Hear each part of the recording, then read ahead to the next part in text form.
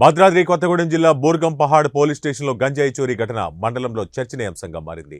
కట్టుదిట్టమైన భద్రత నడుమ ఉంచిన గంజాయి వివిధ కేసుల్లో సీజ్ చేసిన ద్విచక్ర వాహనాలు చోరీకి గురి కావడంతో పోలీసు వర్గాలు సంచలనంగా మారింది.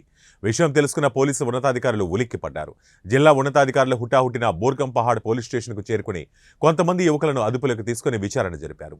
పోలీస్ స్టేషన్కే భద్రత లేకుంటే మండలంలో నివసిస్తున్న సామాన్యుల పరిస్థితి ఏంటని స్థానికులు ప్రశ్నించారు.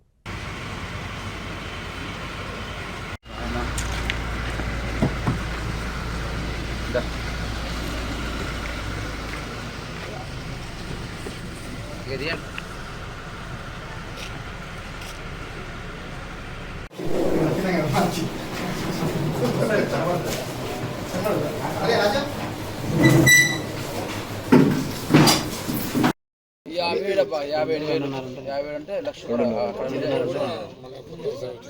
కొన్న కష్టం వెయ్యి కంటే ఎక్కువ